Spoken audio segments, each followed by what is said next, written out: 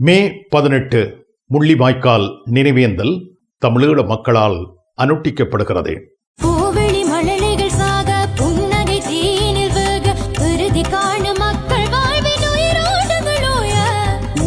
தாண்டவமாட உண்மைகள் ஊமைகளாக உலகம் யாவும் ஒன்று கூடி வரியாட்டங்களாட புனிதம் அழிவுறும் கோல நிலையிலானோ புனிதம் அழிவுறும் கோல நிலையிலானோ வாரின் கண்ணில் மறைவானோ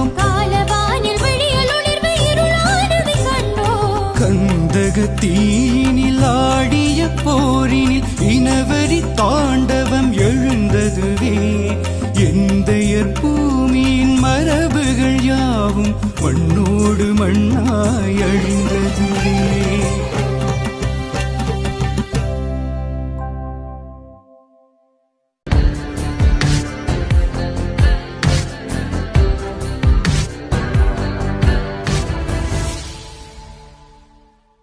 ஜெர்மனி செய்திகள்.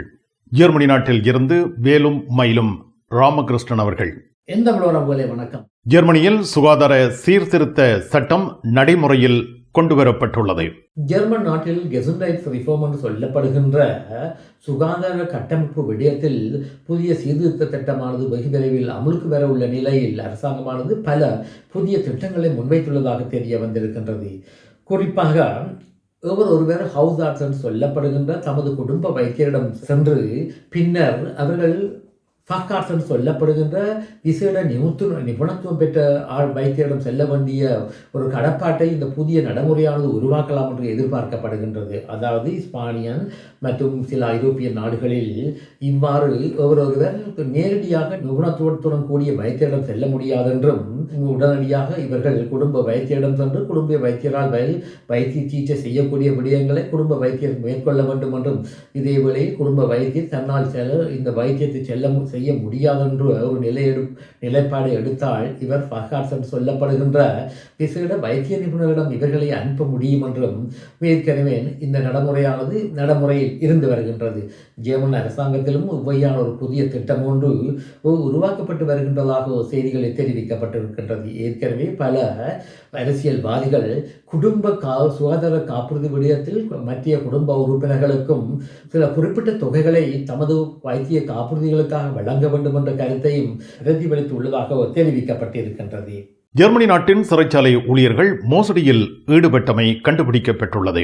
ஜெர்மனியின் நோட்ரேபிஸ்பாட் மாநிலத்தில் உள்ள ஒய்ஸ்குர்சன் என்ற பிரதேசத்தில் உள்ள சிறைச்சாலையில் கடமையாற்றுகின்ற சிறைச்சாலை உத்தியோகத்தர்கள் பாரிய மோசடி விடயங்களில் ஈடுபட்டதாக சந்தேகிக்கப்படுகின்றது. குறிப்பாக இந்த சிறைச்சாலையில் சிறை தண்டனை அனுபவித்து வருகின்ற சிறை தண்டனை பெற்ற குற்றவாளிகளுக்கு சில சலுகைகளை வழங்கியதாக தெரிய வந்திருக்கின்றது. குறிப்பாக இந்த சிறை தண்டனை அனுபவித்து வருகின்றவர்களுக்கு அவர்களுடைய அறைகள் சோதனையிடப்படுவதாக இருந்தால் முன்கூட்டியே இவர்களுக்கு தகவல்களை வழங்குதல் மற்றும் இவர்களுக்கு தேவையான பொருட்களை வெளியிலிருந்து கொண்டு வருதல் மற்றும் சில சம்பவங்களில் இவ்வாறு சிறை சாலையில் அடைக்கப்பட்டவர்கள் கூட தொலைபேசி தொடர்புகளை மேற்கொண்டதாக தெரிவிக்கப்பட்டிருக்கின்றது. இதன் காரணத்தினால் இந்த குற்றவியல் சம்பவங்கள் ஈடுபட்டதாக கருதப்படுகின்ற 8 சிறைச்சாலை உத்தியோகர்களுக்கு எதிராக வழக்கு விசாரணைகள் ஆரம்பிக்கப்பட்டதாகவும், இதே வேளையில் இவர்களது வீடுகள் மற்றும் இவரது அலுவலகங்கள், இவரது கைத்தொலைபேசி மற்றும் இவர்களது கலனை பறிமுதல் செய்யப்பட்டு சோதனைக்கு உட்படுத்தப்பட்டதாக தெரிய வந்திருக்கின்றது. குறிப்பாக பொன் என்று சொல்லப்படுகின்ற பிரதேசத்தில் அமைந்துள்ள நகர நீதிமன்றமானது இவ்வகையான சோதனை நடவடிக்கைகளை மேற்கொள்வதற்கு இந்த போலீசார்களுக்கு அதிகாரத்தை வழங்கியதாக தெரிவிக்கப்பட்டிருக்கின்றது. கொரோனா காலங்களில் கூட இவ்வகையாக இந்த சிறைச்சாலை வளாகத்தில் கடமையாற்றிய சிறைச்சாலை உத்தியோகத்தர்கள் சிறைச்சாலையில் உள்ள கைதிகளுக்கு ஆதரவான முறையில் சில நடவடிக்கைகளை மேற்கொண்டார்கள் என்று பத்திரிகைகளில் முக்கிய செய்தியாக வெளிவந்தது என்பதும் குறிப்பிடத்தக்கதாகும். கிழக்கு ஜெர்மனி சக்சன் மாநிலத்தில் தேர்தல் நடைபெறவுள்ளது. சமூக உதவி பெறுகின்றவர்கள் கட்டாய வேலை செய்ய வேண்டும் என்ற நிர்பந்தம் நிலவி வருகின்றது. கிழக்கு ஜெர்மன் மாநிலமான சாக்சன் அன்ஹால்ட்டில் வெகு விரைவில் மாநில தேர்தல் நடைபெற இருக்கின்றது.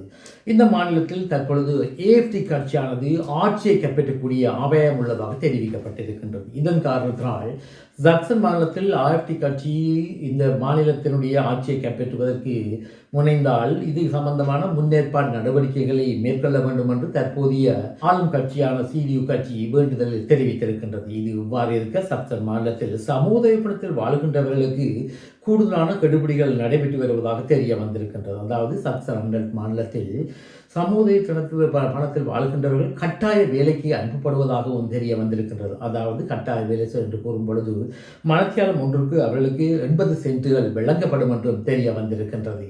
இதே வேளையில் இவ்வாறு சமூக திணைக்களமானது இவர்களை வேலைக்கு செல்லுமாறு பணித்து இவர்கள் வேலைக்கு செல்லாமல் விட்டால் விசேடமாக அழுந்து அமைக்கப்பட்ட சிறப்பு குழு ஒன்று இவர்களுக்கு வீட்டுக்கு சென்று இது சம்பந்தமாக இவர்களை ஊக்குவிப்பு நடவடிக்கைகளில் ஈடுபட்டு வருவதாக தெரிய வந்திருக்கின்றது. அதாவது இந்த அமைப்பானது வீடுகளுக்கு சென்று இவர்களை வேலைக்கு அழைத்து செல்வதற்குரிய முயற்சிகளை மேற்கொண்டு வருவதாக செய்திகளில் தெரிவிக்கப்பட்டுள்ளது. இது இவ்வாறு இருக்க பயன் மாநிலத்திலும் இவ்வாறு ஆவை பிலிட்டன் சொல்லப்படுகின்ற கட்டாய வேலைகள் சமூக பணத்தில் வாழுகின்றவர்கள் செய்ய வேண்டும் என்ற ஒரு கடப்பாடை கொண்டு வர வேண்டும் என்று வேண்டுதல் விடுக்கப்பட்டிருந்த நிலையில் அந்த மாநில சமூக உதவி விடயத்துக்கு பொறுப்பான அமைச்சானது இந்த வேண்டுதலை நிராகரித்துள்ளதாக தெரிவிக்கப்பட்டுள்ளது. அதாவது இவ்வகையானவர்கள் மேலதிக கற்கநதிகளுக்கு இவர்களை அனுப்ப வேண்டும் என்றும் இவ்வாறு மேலதிக கற்கநதிகளை மேற்கொள்வதன் மூலம் இவர்கள் இலகுவான முறையில் வேலை ஒன்றை எடுப்பதற்குரிய சூழ்நிலைகளை உருவாக்க வேண்டும் என்று இந்த அமைச்சு கூறியதாக தெரிவிக்கப்பட்டிருக்கின்றது. இது இவ்வாறு இருக்க 1/7/2027 ஜெர்மன் நாட்டில் புதிய சமூதவி சட்டமானது அமலுக்கு வருகின்றது என்பதும் குறிப்பிடத்தக்கதாகும். அதாவது இதுவரை காலங்களும் பேகல்டன் சொல்லப்படுகின்ற சொற்பதத்துடன் வழங்கப்பட்டு வந்த சமூதவி பணமானது எதிர்வரும் காலங்களில் குறுஞ்சீக்கிரங்கள் சொல்லப்படுகின்ற அடிப்படை தேவைகளை நிகழ்ச்சி செய்கின்ற சமூதவி பணமாக மாற்றப்படும் என்றும் இந்த புதிய சட்டத்தின் பொழுது பல கெடுபிடிகள் இவ்வாறு சமூதவி பணத்தில் வாழ்கின்றவர்களுக்கு ஏற்படலாம் என்றும் தெரிய வந்திருக்கின்றது. குறிப்பாக சமூதவி திணைக்களமானது இவர்களை ஒரு நியமனத்தை கொடுத்து இந்த நியமனத்துக்கு இவர்கள் செல்லாத ஆரம்பத்தில் 30% பணத்தையும் இதே வேளையில் தொடர்ந்து இவர்கள் சமூக திணைக்களத்துக்கு இந்த நியமனத்துக்கு செல்லாது விட்டால் முற்றுமுழுதாக சமூக பணத்தை இடைநிறுத்துவதற்கு ஏற்ற வகையிலும் இந்த புதிய சட்டமானது நடைமுறைப்படுத்தப்பட்டு அமலுக்கு வர உள்ளதாக தெரிய வந்திருக்கின்றது. அகதி அந்தஸ்து வழங்கப்படுவது ஜெர்மனி நாட்டில் குறைவடைந்து வருவதாக புள்ளி விவரம் வெளியாகியுள்ளது. ஐரோப்பிய ரீதியில் அகதி அந்தஸ்து வழங்குகின்ற எண்ணிக்கையானது பாரிய அளவு குறைவடைந்து வருவதாக ஜெர்மனியில் உள்ள புள்ளி விவர திணைக்களம் வெளியிட்டுள்ள அறிக்கையில் தெரிவிக்கப்பட்டிருக்கின்றது. ஐரோப்பிய ஒன்றியத்தில் இவ்வாறு அகதி அந்தஸ்து வழங்கப்பட்ட தொகையானது 20% குறைவடைந்துள்ளதாகவும் இதே வேளையில் ஜெர்மன் நாட்டில் அகதி அந்தஸ்து கோரியவர்களில் 1/3 அகதி அந்தஸ்து வழங்கப்பட்டதாகவும் தெரிய வந்திருக்கின்றது.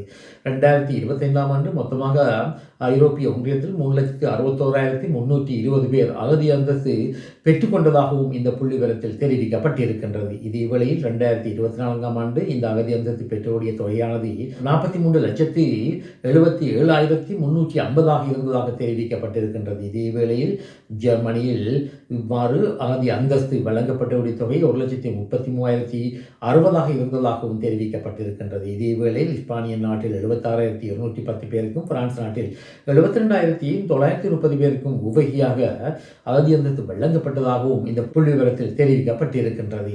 இனி உலகச் செய்திகள். ஈரானானது அமெரிக்காவுடைய நிபந்தனைகளுக்கு கட்டுப்படாமல் விட்டால், குறிப்பாக ஈரானிடம் இருக்கின்ற செறிவூட்டப்பட்ட யுரேனியத்தை அமெரிக்காவிடம் ஒப்படைக்காது விட்டால் மற்றும் ஹோமோஸ் நீரிணை பிரதேசத்தில் வரி அறவிடுவதை இடைநிறுத்தாது விட்டால் இஸ்ரேல் மற்றும் அமெரிக்காவானது வெகு விரைவில் ஈரான் மீது பாரிய தாக்குதல் ஒன்றை மேற்கொள்ளலாம் என்று எதிர்பார்க்கப்படுகின்றது.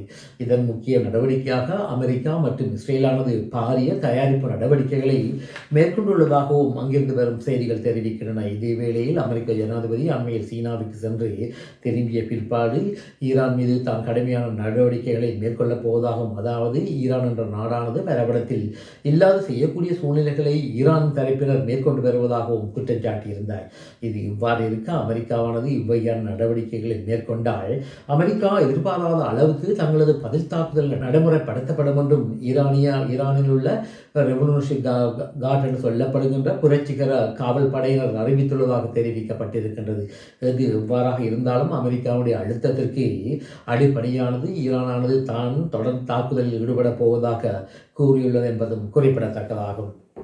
கடந்த வாரம் ரஷ்ய துருப்புக்கள் குறிப்பாக ரஷ்ய வான்படையானது என்றும் இல்லாத அளவிற்கு உக்ரைனுடைய தலைநகரமான கியவில் பாரிய தாக்குதல் ஒன்றை மேற்கொண்டிருந்தது. அதாவது 2022 ஆண்டு உக்ரைன் மீது ரஷ்யாவானது படையெடுப்பை மேற்கொண்ட பிற்பாடு இவ்வகையான பாரிய வான் தாக்குதல் நடைபெறவில்லை என்றும் இந்த தாக்குதலானது மிக மோசமான தாக்குதலாக வர்ணிக்கப்படுகின்றது. இது இவ்வாறு இருக்க நேற்றைய தினம் உக்ரைன் தரப்பில் பல ஆயிரக்கணக்கான ஆளில்லா விமானங்கள் மாஸ்கோவை நோக்கி ஏவப்பட்டதாக தெரிய வந்திருக்கின்றது. அதாவது 600 இவ்வாறான ஆளில்லா விமானங்களை ரஷ்ய தரப்பினர் சுட்டு வீழ்த்தியதாகவும் இதே வேளையில் சில குறிப்பிட்ட ஆளில்லா விமானங்கள் மாஸ்கோவில் விழுந்து வெடித்ததாக தெரிய வந்திருக்கின்றது. இவ்வாறு விழுந்து வெடித்ததில் 3 பேர் இறந்ததாகவும் பலர் காயமடைந்ததாகவும் மாஸ்கோ தரப்பில் தெரிவிக்கப்பட்டிருக்கின்றது. அண்மை காலங்களாக உக்ரைனுடைய ஆளில்லா விமான தாக்குதலானது பல எண்ணெய் சுத்திகரிப்பு ஆலைகள் மீது, குறிப்பாக ரஷ்யாவின் எண்ணெய் சுத்திகரிப்பு ஆலைகள் மீது மேற்கொண்ட காரணத்தினால்